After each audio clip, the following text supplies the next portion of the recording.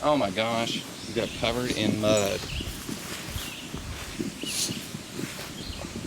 Is that just mud? That better just be mud. Nope, it's not. It's a dead animal. You filthy boy. Well, we're gonna have to watch this dog because he's covered in dead animal now. He's been rolling around in a corpse.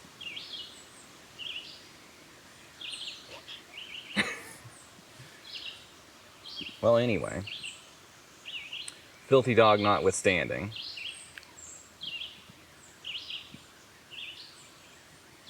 Needed a bath anyway.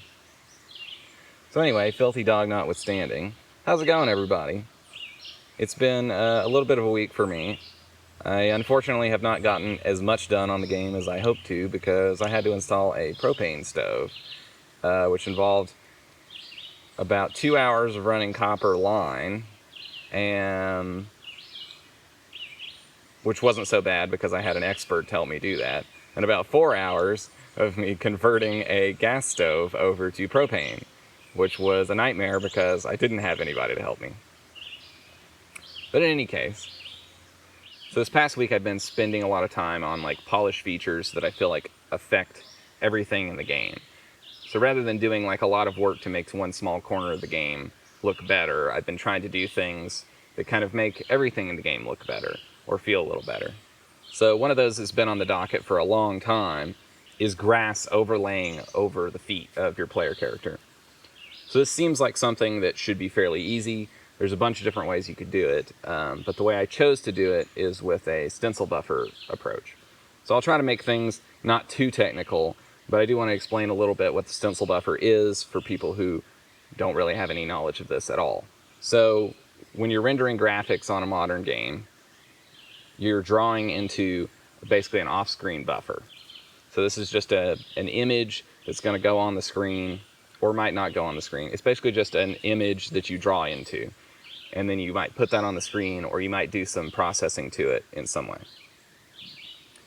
Now part of that image is a channel that is called the stencil buffer. Now the stencil buffer is simply a single byte of information, so that's 8 bits that could be on or off, to decide whether or not to draw certain pixels on the screen. Hey everybody, so it's a little bit windy outside and the audio didn't come out super great, so I decided to just re-record the section where I was talking about the stencil buffer based grass effect. So basically the way that I do it is I write in a value into the stencil buffer anytime there's a pixel on screen that's grass. So if there's just a tuft of grass, all those pixels that get drawn as grass get written in to the stencil buffer with a single value that is just one that I arbitrarily picked of the 8 bits that represents grass. So then when the player gets drawn, it checks that mask to see if the player is being drawn over grass. If the player is being drawn over grass, then it uses a sprite overlay of grass to mask off the feet. And as far as like animating that when the player moves around, if the player's just moving like, in world space around left or right, it's really not a huge problem because you can kind of just leave that grass, I guess I'm doing this backwards, you can kind of just leave that grass fixed in world space and the player moves left or right. But if the player's moving like up or down on screen, you don't want the grass to kind of move with them, so you kind of have to do something a little different.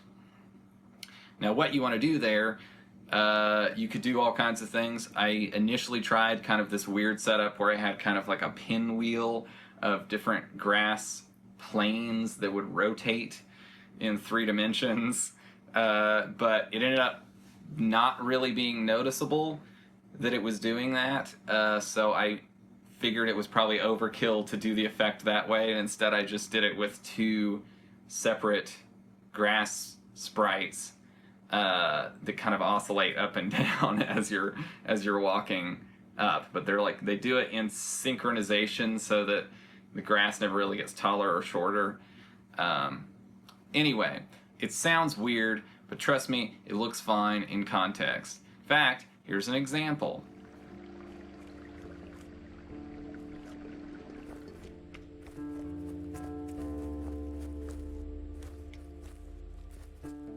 Anyway, hopefully the wind's calmed down now, so let's go back outside for the rest of the video. Alright, see you there.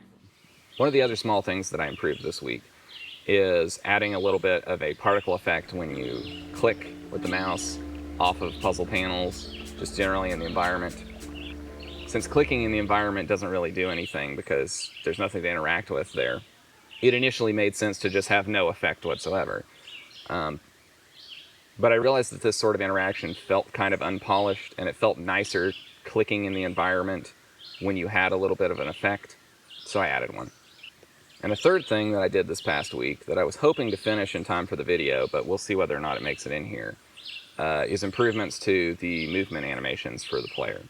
So one of the things that I did get done is I added more frames to the walking animations, so you can see here a comparison of the old and the new one. So I've essentially added 2 more frames to the walking animation, which makes it smoother and brings it in line in quality with the running animation. One of the things that I haven't done at the time of the recording of this video is diagonal movement animations. So there's something kind of old school feeling about the only having the horizontal and vertical movement animations, and I'm generally not really going for an old school feeling with the art, even though I am doing a pixel art game. I'm trying to go for a more premium pixel art feel, so I feel like that necessitates doing those extra animations. And since there's not that many characters in the game, it doesn't really require me to do that much work to add those extra directions. So that's just a few of the small features that I worked on this week. Like I said, it's been mostly kind of a polished week. So if you liked the video, hit the like button. If you disliked it, hit the dislike button. Share it with your friends. All YouTube cares about really is whether you click those buttons down there. If you're not subscribed to the channel, you should subscribe. Some people tell you to hit that bell icon. I'm just going to say, don't hit the bell icon. You don't need that stuff. Wishlist Taiji on Steam. There's a link in the description for that. Follow me on Twitter @MVanDiemender, and follow the game on Twitter @TaijiGame. I always love having a conversation with you down in the comments. Until then, I will see you all next week.